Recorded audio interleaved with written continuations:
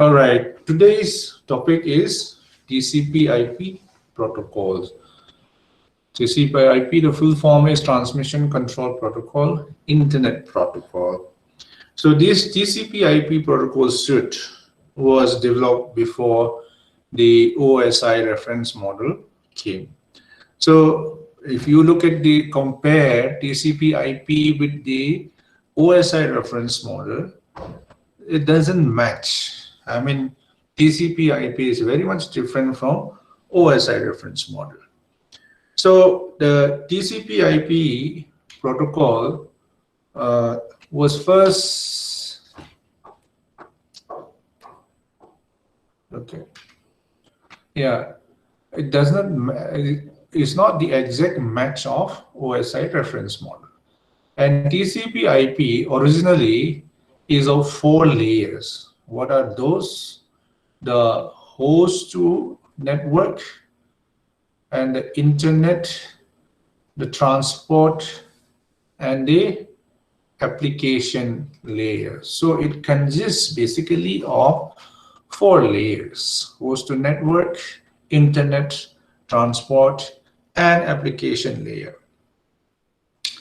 So this is as you can see on the right hand on the left hand side, we have the OSI. On the right hand side, this is the TCP/IP. Now, if you look at this, the physical layer and the data link layer is comparable to the host to network layer of TCP/IP. So, and the network layer, of course, is a network layer. And then we have the transport layer, which is comparable to the transport layer of OSI reference model. Then the application layer seems to be the combination of OSI's application, presentation, and session layers. So this is how the TCP/IP protocol suite compares to the OSI reference model. So as I said in the beginning, a TCP/IP is a protocol suite. That means it is a collection of protocols. Now, the TCP/IP is a hierarchical protocol which is made up of interactive modules, all right? Which is made up of interactive modules. Okay, so which means that its upper level protocol is supported by one or more lower level protocols. That is why they said it is a hierarchical protocols. Now, the modules are not necessarily interdependent, even though the upper level protocol is supported by one or more lower level protocols. It is not interdependent. The modules are not interdependent. So the OSI reference model specifies that which functions belongs to each of its layer, but the layer of the TCP/IP protocol suite contains independent protocols. Okay, relatively uh, independent protocols. So the transport layer, for example, defines TCP, transmission control protocol, user datagram protocol, and stream control transmission protocol, and so on. And the network layer defines the internetworking protocol. Probably these two layers are the most important layers in TCP/IP protocol suite. Now, if we go one by one, the host to network layer, which is the equivalent of OSI's physical and data link layers, it does not define any specific protocol, right? Does not define any specific protocol. No specific protocols are defined here. Then what does it do? It supports all the standard and proprietary protocols. So, and these support this network, a network in TCP/IP. I mean, can be it can be a local area network, or it can be a wide area network.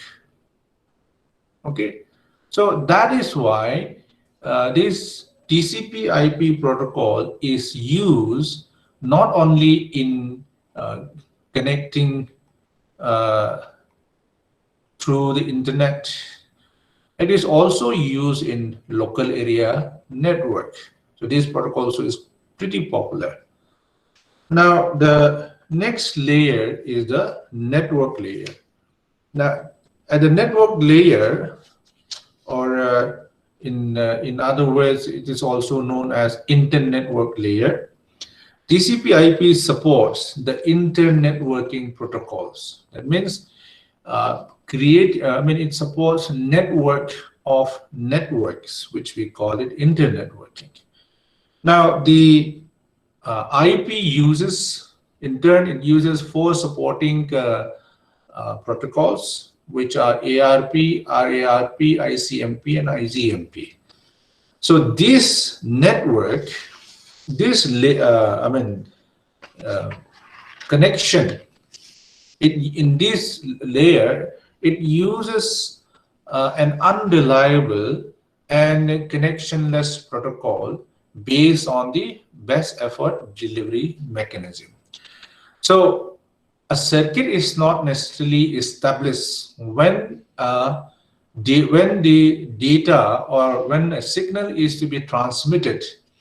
Connectionless means that it is not necessary to establish a circuit. Rather, it goes from hop to hop till it is the destination. So here, Internet Protocol provides no error checking. It doesn't provide any tracking of the data. It simply assumes that it is unreliable, and the datagrams are transported separately in different routes in no particular sequence. So what it does here is that the Internet Working Protocol provides a bare-bone transmission that gives the user the freedom to add any required facilities for any application. So which means that it provides maximum flexibility and efficiency. So then as we said that the Internet IP protocol uses, which is an unreliable connectionless transmission of datagrams, uses 4 supporting protocols, which we have here. The first one is the address resolution protocol. Okay, the address resolution protocol links the logical address with the physical address. Now, this is, for example, in a network like a local area network, that each device on a link is identified by a physical or a station address. So where do you get this logical or station address? Station address is usually imprinted. Okay. Physical or not logical, physical or station address, which is usually imprinted in the network interface card. Okay, so what is a network interface card? If you look at your computer, laptop, or a PC, you will see that there is a point where you connect the cables, where you insert the cables so that you can connect your computer to the network. So that particular place where you insert is the network interface card. It is attached to that point is attached to the network interface card. Okay, so that is where you usually, normally, a physical or a station address is uh, printed, and this station or physical address is enough for local area network. Okay, in order to establish a local area network, it is I mean, that much is necessary. Okay, so as we said, what it does is that it takes this ARP takes the physical address and it links with the logical address. Okay, it links the physical address, logical address with the physical address. So that logical address is basically used for a wider connection, not necessarily a local area network connection. Then we have a reverse address resolution protocol, RARP. This is used by the host to discover its address. Okay, so this is used when a computer is connected to the network for the first time, or when a diskless computer is booted. That means that is when the I mean, the internet address is established with the help of RARP. Then we have the ICMP Internet Control Message Protocol, which is used to send query and report error reporting messages. All right. So then we have the ICMP Internet Group Message Protocol. This is basically used to facilitate the simultaneous transmission, in other words, broadcasting of message to a group of recipients. Then we use internet group message protocols. So that is more or less a brief I mean, description of the network layer. Then we have the transport layer. So in the transport layer, we have two protocols, that is prominent, TCP and UDP. So as we said in the beginning, that IP is a host-to-host control protocol. That means it is basically a process, I mean, device-to-device protocol in the network.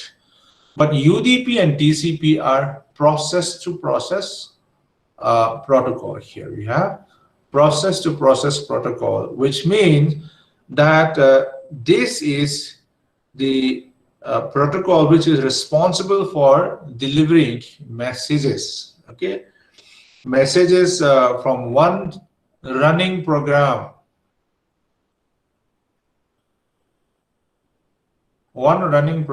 to another running program. So that this is process to process, not host to host. Okay, so UDP or user datagram protocol is a process to process protocol that acts. What does it do? Port address, check some error control, and length information.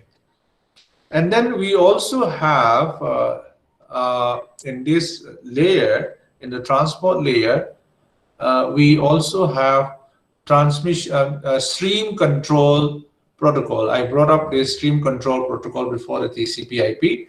So we have stream transmission control protocol, SCTP. This is a message oriented. That is, it supports a sequence of message. Okay, that means it's being a group of bytes rather than transporting an unbroken streams of byte, as in TCP. It supports, for example, like voice over the internet. This is the kind of thing the SCTP supports.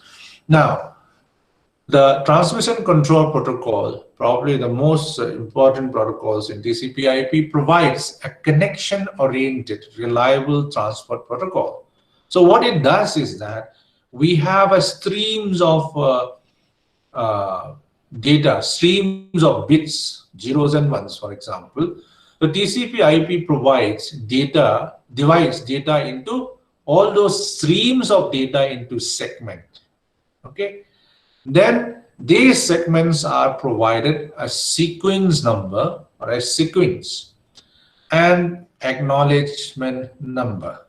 So first thing, it divides data into the data stream into segment. Then it provides a sequence number.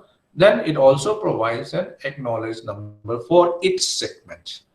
Now, what happened is that at the sending end of its transmission, the TCP divides them into different segments. At the receiving end, TCP collects its datagram as it comes in and reorders the transmission based on the sequence number it is assigned. Okay, that is how the streams of datagrams are being handled in the transport layer. Then coming to the application layer, it is the equivalent, as we said in the beginning, of the combination of the session layer, presentation layer, and application layer of OSI reference model. So here, multiple protocols are defined in this layer, and then many protocols can be accommodated in this application layers. Okay, thank you very much. We have come to the end of today's class.